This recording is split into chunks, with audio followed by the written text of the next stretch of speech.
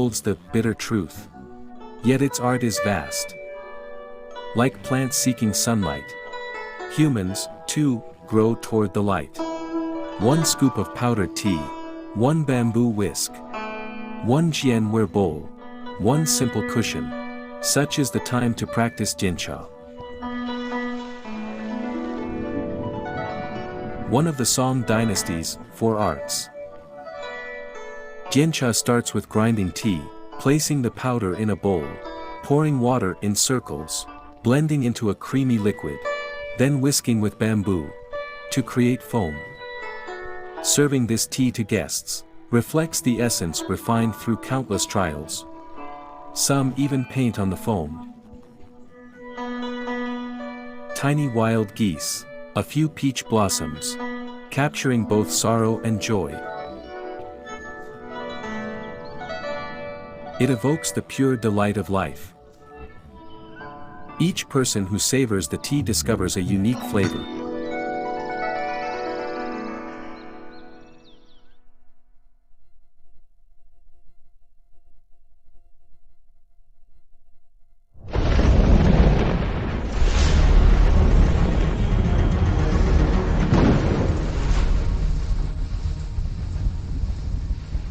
In the spring of 1077, Su Shi was reassigned as prefect of Shuzhou.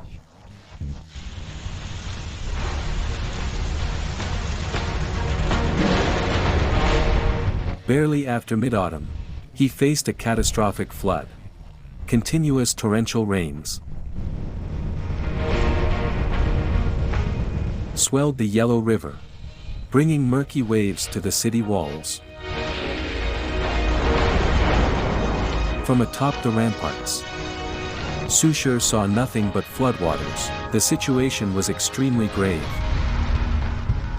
2 mountains south of Shuzhou blocked the flow, forcing the flood to pool beneath the city. Suddenly, news arrived that wealthy residents were packing up valuables and gathering at the gates, demanding to leave the city and seek refuge. Panic spread. If anyone left, chaos would erupt. To steady the citizens, Su Shi ordered the gates closed and reassured the people, as long as I'm here, no flood will harm this city.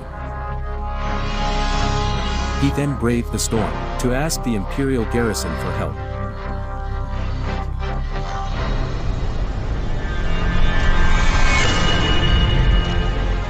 According to Song regulations, local officials could not command imperial troops. But seeing Su Shi soaked with mud and desperation, the commander was deeply moved and immediately assembled all his soldiers to fight the flood. They worked side by side, building a high embankment. Just before the river crested, Su Shi stayed on site, day and night, managing emergencies. After more than 70 days, the waters finally receded.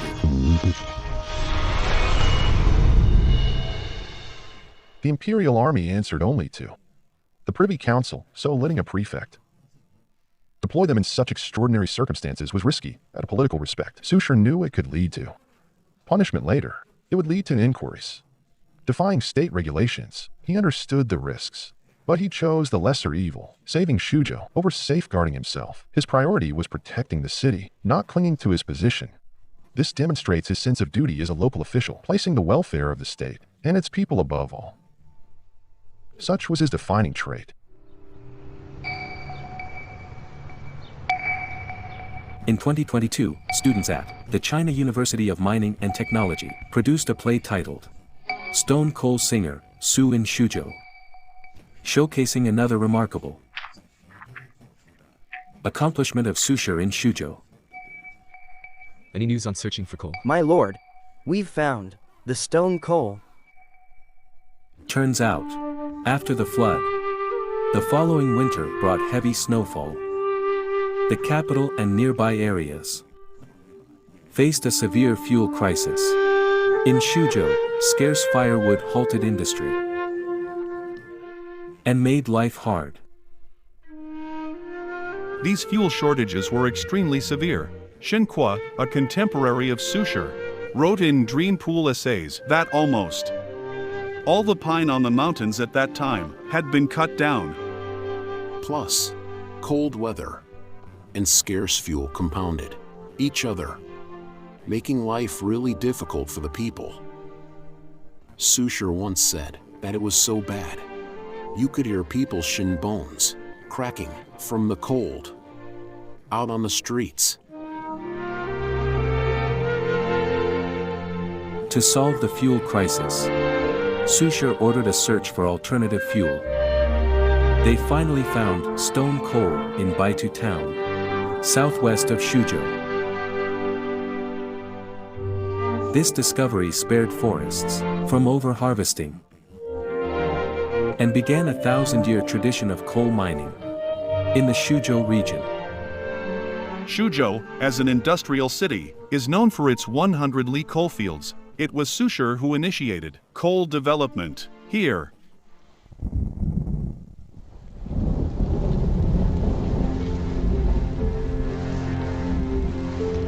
By Tiaoxi River, in front of Mount Shisai, fishermen in green bamboo hats and cloaks cast lines in drizzle, in no rush to return. After leaving Suzhou, Su Shi took office in Huzhou. Unfortunately, it had seen long drought, followed by unending rain. Pots and bowls even teemed with fish and frogs. The rising waters of Taihu Lake threatened to overflow. Once more, donning a woven raincoat and hat, Su Shi went out to assess flooding among farmers.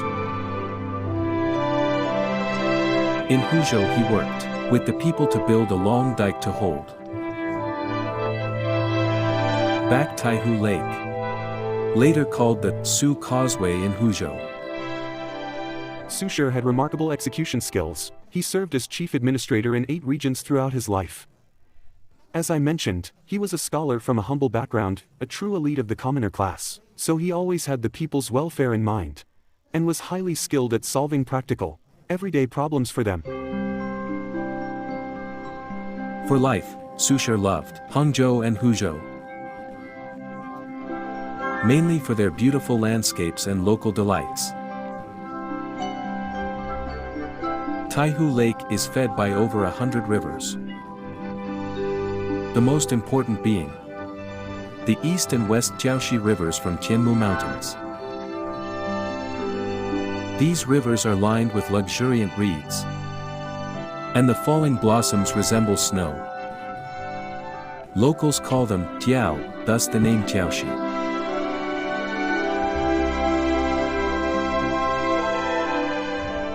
Su Shi not only enjoyed Huzhou's scenery, but also loved its delicacies, saying its purple crabs and perch were cheap as dirt. In Lu Village, fresh Chinese taper-tail anchovy from Taihu Lake is being hauled in. Once rinsed clean of its delicate scales, the smooth fillets are topped with shredded ginger, red peppers, and green peas, then steamed. This simple preparation preserves the fish's tender freshness. And how could one forget Taihu Lake crabs? The Song era popularized many crab dishes. Among them, washing hand crab was the most elegant. Live crabs are cleaned and marinated with Sichuan peppercorns, orange, salted plums, and wine. Sudongpo's lines, tasting the golden roe straight from the shell, best enjoyed with wine, and, in his ode to the gourmet, crab barely alive, yet marinated in wine lees, refer to this raw crab dish. Because it's prepared so quickly, guests would wash their hands upon ordering the dish and be ready to eat, hence, washing hand crab. Nearly 1,000 years later, people still enjoy the same feast that once delighted Su Shi.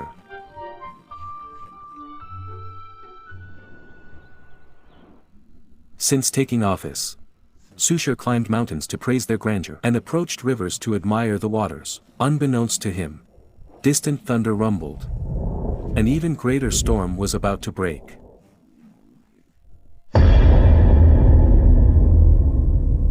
That storm began with Su Shi's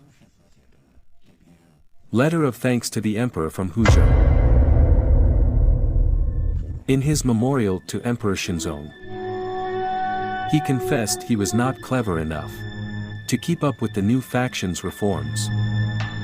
But he had no wish to cause trouble. Preferring to remain a capable local official, the emperor's arrangement, he wrote, was reasonable. However, the censor-in-chief, Li Ding, concluded that Su was using subtle sarcasm to show dissatisfaction. An act of disloyalty. In June, while Su was still busy managing Taihu Lake flood control, the censors He Jingchen, Li Ding, and Xu Dan submitted repeated memorials accusing him of various writings that allegedly ridiculed court policies. Whenever he noticed flaws in government policies or issues in their implementation, especially if they caused hardship or inconvenience to the common people, he felt compelled to speak out. Later, certain lines from his works became the handle the censors used against him. The emperor couldn't simply dismiss it, so the censorate summoned him for questioning. Prince Consort Wang Shen heard the news at court and was so shocked he dropped his official tablet. He immediately dispatched a trusted servant to Shangqiu to alert Su Shi. Su Shi rushed to write a letter to inform his elder brother, Su Shi, to burn any problematic poems or writings.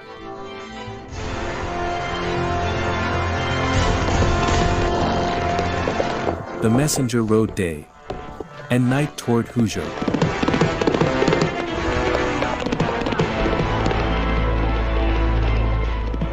Meanwhile, for officials, Huan Futsun and others traveled with fresh horses at each post station, carrying orders to arrest Su Shi. Su Shi's lone courier had to rest and feed his horse, inevitably falling behind.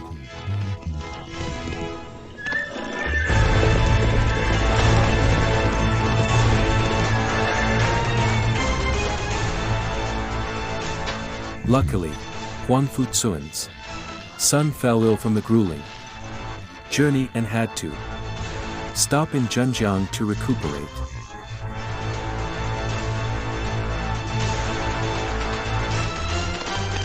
Su Shi's messenger thus arrived in Huzhou a half-day earlier.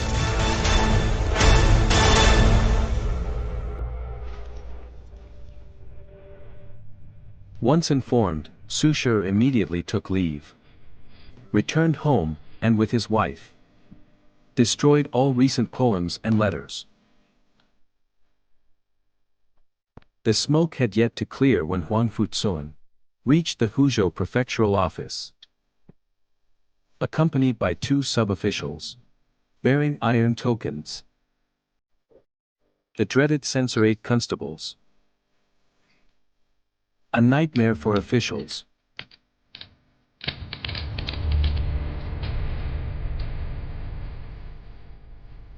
Su Shi turned to his wife. "Won't you compose a farewell poem for me?" Wang Runji managed a tearful smile.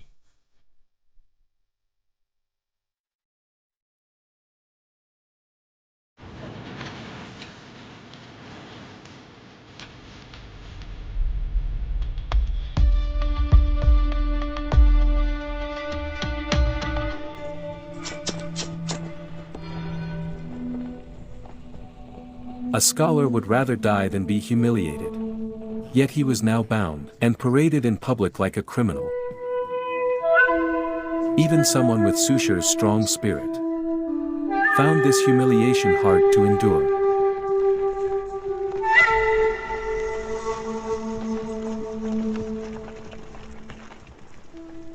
Once the people of Huzhou heard about his arrest, many crowded around, praying on his behalf.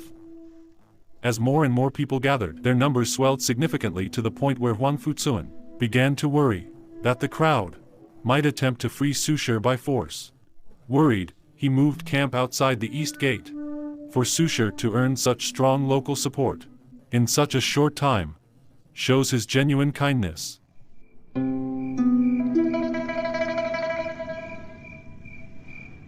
That night, the official boat moored by the shore, and Su Shi lay awake until dawn, with the sky still dark and gloomy, fearing that once taken to the capital, he would implicate family and friends. He briefly considered ending his life. Su Shi was known for his cheer and optimism, yet twice, on his way back to the capital under censorate arrest, once on the Grand Canal, once on the Yangtze, he tried to jump into the river and drown. The old faction harboring intense resentment towards him watched his moves so closely that ironically this vigilance saved him in the end. He failed to kill himself, and thus remained for us a cultural master.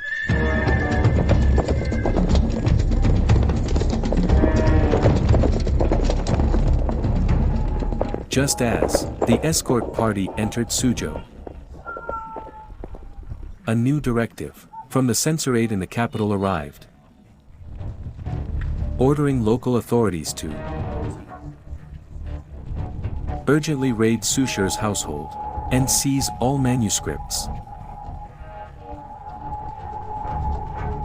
The Su family was traveling to Nandu by boat to seek refuge with Su Shi.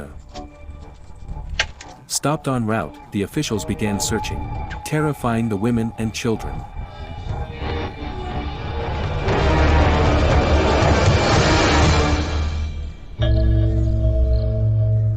Crimes by poetry. Thus began the infamous Crow Terrace poetry case. The censorate was called the Crow Terrace because crows nested in its cypress trees, seen as an ominous sign. Taken to the capital, Su Shi was confined alone in a cell at the Jizha Nanwu. Initially, he denied any guilt over the wrongful accusations. Under Song law following the tongue system, if a prisoner denied charges, torture could be used. An official jailed with him wrote 2 lines of verse, capturing Su Shi's ordeal. I pity the prefect of Wuxing, enduring humiliation through the night.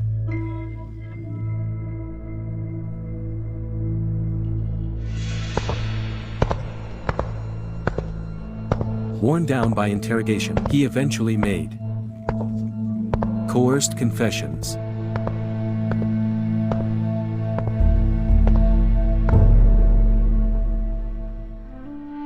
Before entering prison, Su Shi had agreed on a secret code with his son, Su Mai. If there was great danger, there would be fish sent with his meal. By chance, Su Mai was busy one day and asked a relative, who didn't know the code to bring Su Shi's meal. That person happened to include a cooked fish.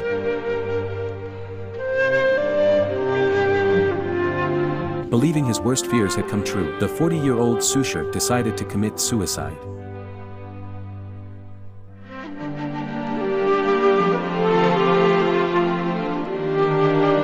He prepared a hidden dose of malachite powder and, before taking it, composed 2 farewell poems to his brother Su Shi.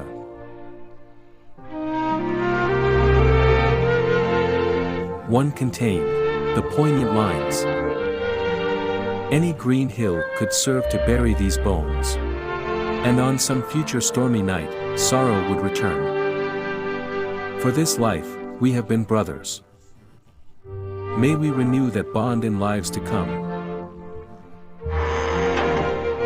A kind-hearted warden, Liang Cheng, took very good care of Su Shi.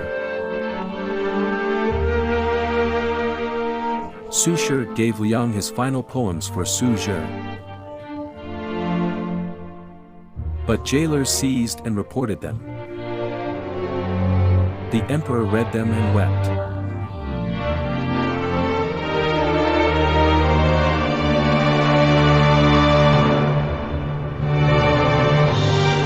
Su Shi risked his life petitioning Shenzong, offering to surrender his titles, to save his brother's life. In his memorial, he wrote, "My brother is outspoken by nature. Fond of debating past and present affairs, I sympathize with his ideals, and feel a deep brotherly bond that words can't fully capture. Therefore, I speak at mortal risk. I beg to atone alongside my brother, to repent and repay the realm."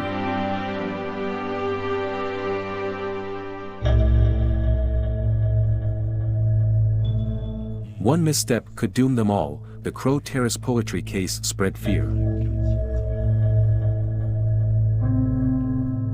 Chancellor Wang Gui accused Su Shi, claiming he wrote a subversive poem.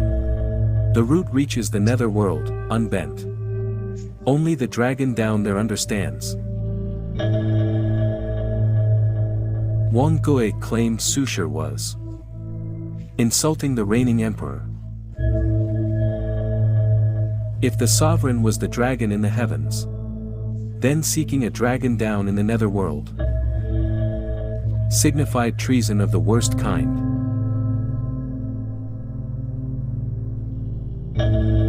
Censor-in-chief Li Ding echoed him, listing 4 grave offenses: lacking true scholarship yet feigning intellect, seeking promotion by currying favor, ungrateful for imperial kindness, and writing poetry to mock imperial reforms. A crime worthy of death. Emperor Shenzong did not accept these accusations. Su Shi is just a poet. Is that how we interpret his verses? He asked.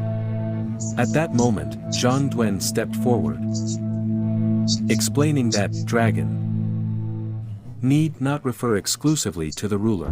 Ministers too could be called dragons. The emperor nodded. Zhuge Liang was called the sleeping dragon. The 8 Sun brothers were likewise called dragons. Were they all monarchs?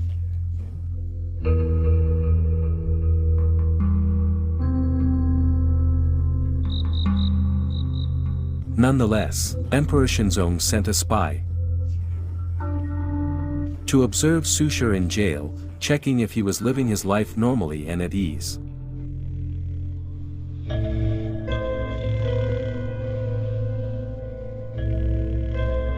At the 4th watch of the night, Su Shi was found snoring soundly. Hearing this, the emperor said to his attendants, "I knew Su Shi's heart was at peace."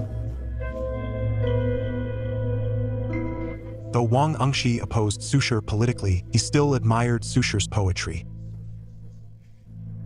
By then, Wang had retired to Jiangning, but sent a memorial specifically to Emperor Shenzong supporting Su Shi,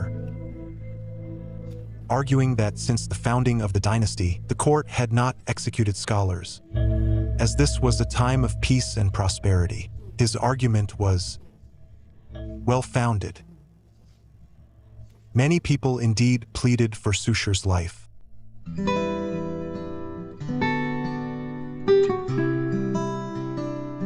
Su Shi's greatest savior was Grand Empress Dowager Cao, Emperor Shenzong's grandmother.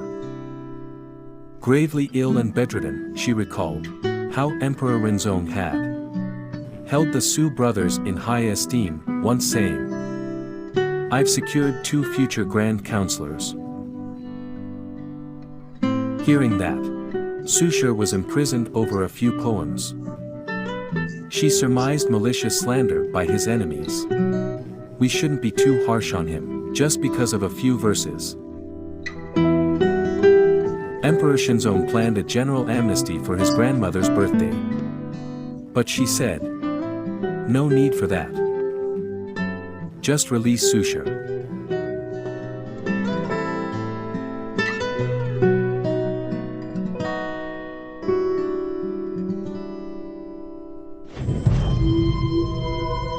Finally, the dust settled. Su Shi was demoted to Assistant Military Commissioner of Huangzhou and barred from official.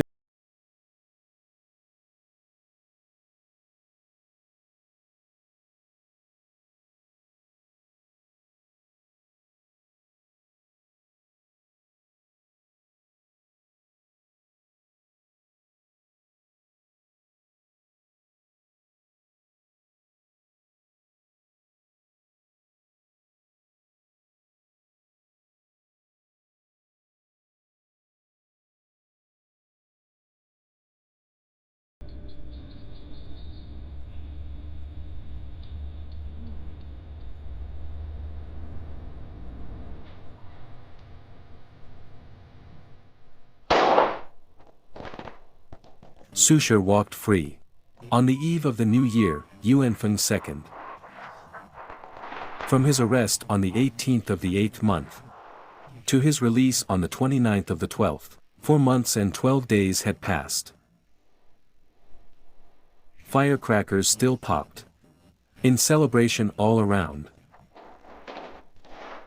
But the road to Huangzhou stretched forth in complete silence.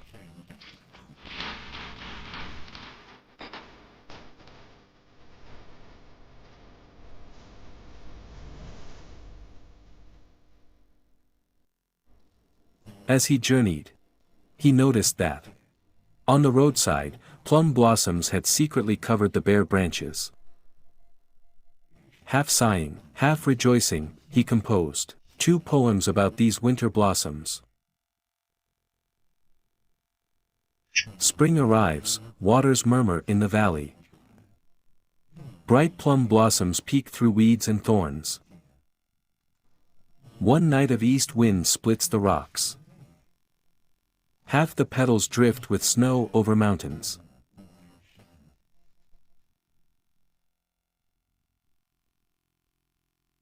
Why was he destined to wander and suffer all his life? Trudging through the wind and snow, Su Shi thought of Han Yu once. Exiled to Lingnan, and sighed softly. We 2 Capricorns share the same fate. Afflicted by endless hardship. Evidence shows the 12 zodiac signs already appeared in Dunhuang manuscripts. And Capricorn was the first of the 12 to be introduced to China. As early as the Weijin period, Su Shi often said, "I have this personality because I'm a Capricorn." And once Capricorns rise above adversity, they can become idols. Many people would love them.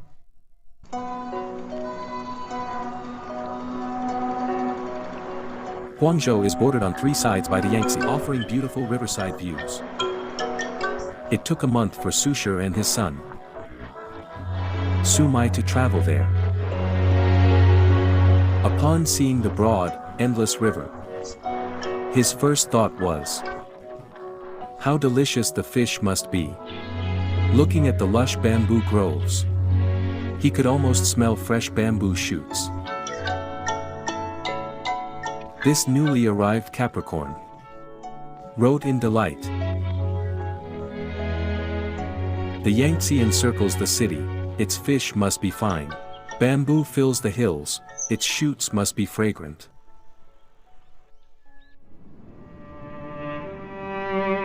In Huangzhou, he seldomly went out, sleeping from morning till night, only venturing out alone late in the dead of night. Alone beneath the moon's chill, early spring winds stung his face, conjuring lonely, desolate feelings. That solitary goose from Yanqi, after 20 years, seemed to come to Huangzhou, prompting Su Shi's Buswanzi.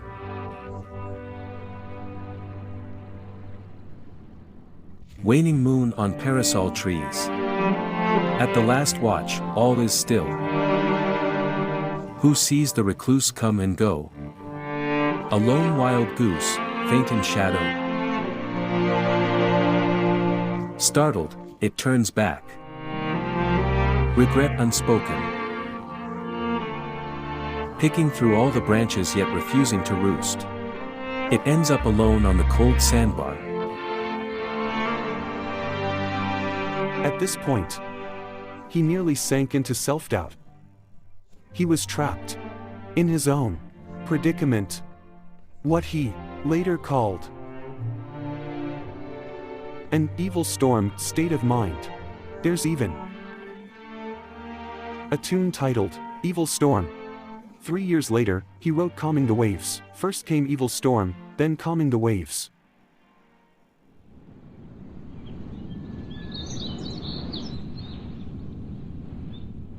Strolling along Huangzhou's fields and riverbanks, Su seemed like a weird idler.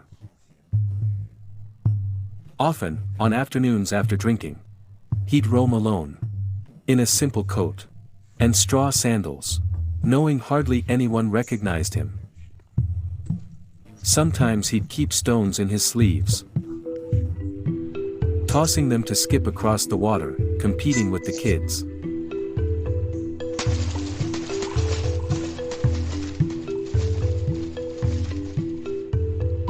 He even traded pastries for 298 colorful stones, stacking them into a small mountain, an art piece of sorts.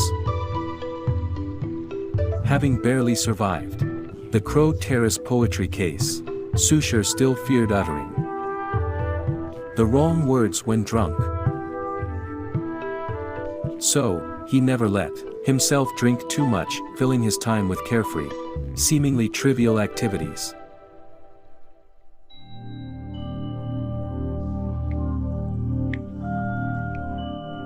These stones would tumble downstream with the current, into the Yangtze River. Su Shi wrote that she on children would swim along the sandbanks, picking up these stones. He thought they were so beautiful that he traded cakes to get them.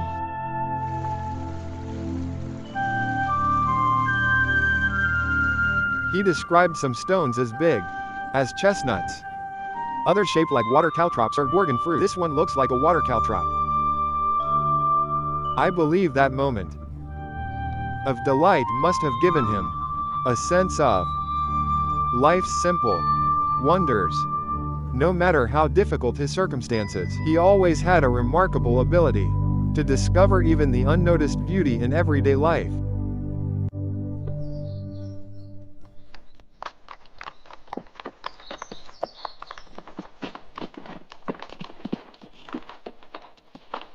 Su Shi's family stayed in Zhejiang.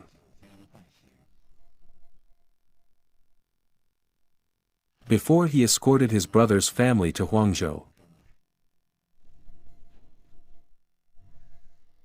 After settling Su Shi, they had to part in haste.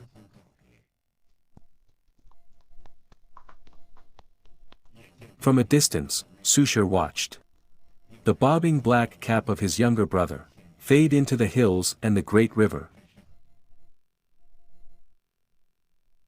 until it vanished from sight.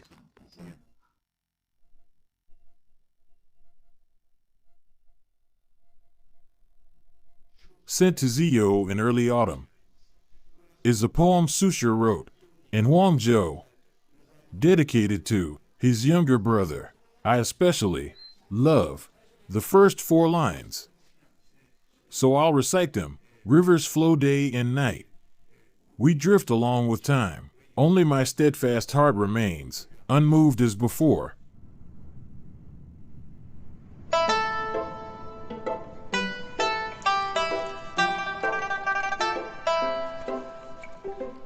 Exiled to Huangzhou under charges, Su Shi held only a nominal post with his income cut by more than half.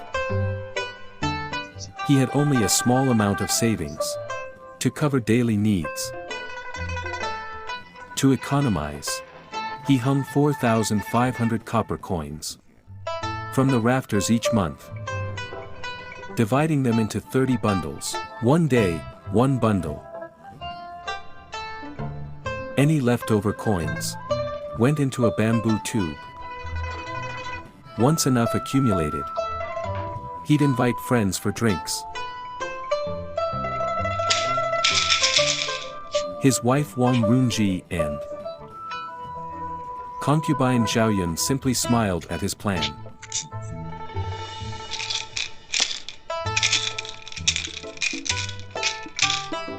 A year passed, and those meager savings dwindled. The Grand River's scenery offered no sustenance. At age 44, Su Shi adopted the style name Sudongpo Jusher, layman of the eastern slope, because he planned to farm on the eastern slope. Only a few old friends like Ma Munda and new friends Pan Bing, Guo Go, and Gu Gengdao helped him work the fields. Deep in autumn, they sowed barley and planted mulberry, jujube, chestnut, and citrus trees. Su Shi intended to plant rice next year and cultivate his beloved bamboo forest. He even hoped to build a few cottages and set aside an empty space for the future.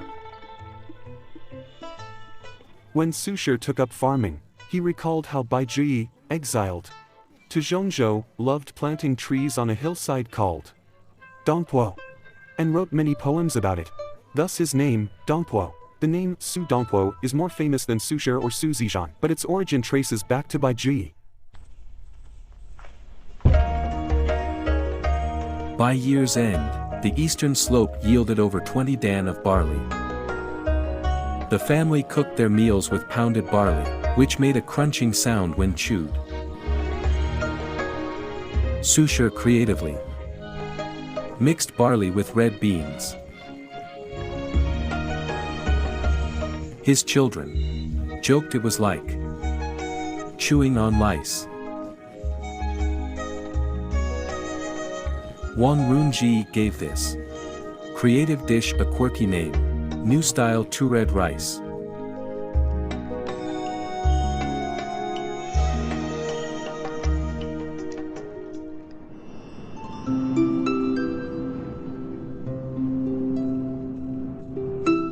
Though less academically gifted than Wang Fu, Su Shi's second wife Wang Runji was a truly loyal companion through hardship. She welcomed the lovely concubine Zhaoyun and tended to the fields herself. In a letter to Zhang Duen, Su boasted of how she cured their sick ox after others had failed, simply by cooking a pot of artemisia porridge. Wang Runji meant a great deal to Sudongpo during his exile.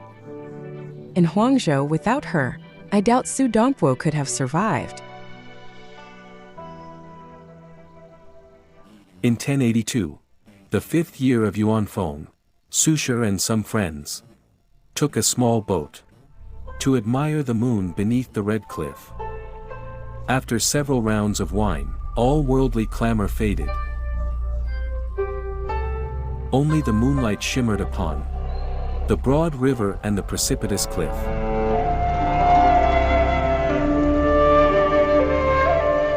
A Taoist named Yang Shichang played a mournful flute, stirring deep sadness in all present. He pointed toward the red cliff, recalling how Zhou Yu once crushed Cao Cao's navy here during the Three Kingdoms era. Yet now, as time has passed, all heroes and beauties have turned to dust, their glory long gone, leaving behind an inevitable sorrow. Su Shi, however, smiled. The great river flows forever. The moon waxes and wanes, yet always hangs high. The clear breeze over the river and the bright moon. Among the hills are gifts of nature, fair to all. Why should we grieve about it?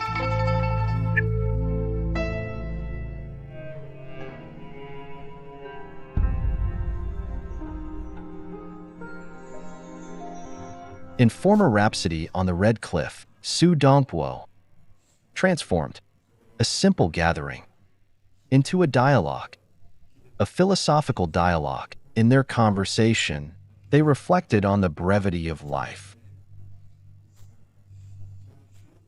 and the meaning of human existence. Adversity brought in deeper insights. First, when he was an active official, he had little free time. In Huangzhou, with no official duties, he simply farmed on the eastern slope, which provided him with an abundance of leisure. Second, at first, he focused on Confucian ideals of achievement. But in exile, Taoist thought took root in him. He became more introspective. Taoism expanded his worldview, deepening his understanding of life. It also gave him a philosophy better suited for artistic expression. In Huangzhou, Su Shi also penned the famous Cold Food Observance, hailed as the third greatest running script under heaven. Approaching Qingming, he remembered the past spring outings in Hangzhou. Now, like shattered dreams, he saw only spring floods creeping to his doorstep. A small hut like a boat, an empty kitchen pot of wild greens, a broken stove burning damp reeds. Feeling utterly downcast, I'd lament myself at the dead end of life, yet my heart, like dead embers, cannot be rekindled. His brushwork suddenly surged with vigorous life. In Cold Food Observance, the first 3 lines are calm, but from the 4th, the strokes grow dramatic. The characters for Broken Stove are especially large, reflecting his mood. Then, near the end writing, Cry for the Final Road, those words appear bold and heavy. The stark contrast in his writing, soaring highs and sudden lows, mirror the dramatic ups and downs of his life, reflecting its constant change. Regarding Su Shi's Cold Food Observance, Japan also has works by Su Shi. Cold Food Observance is very popular in Japan. I admire Wang Shiji's calligraphy, but through Su Shi's powerful brushstrokes, we can sense his personal emotions.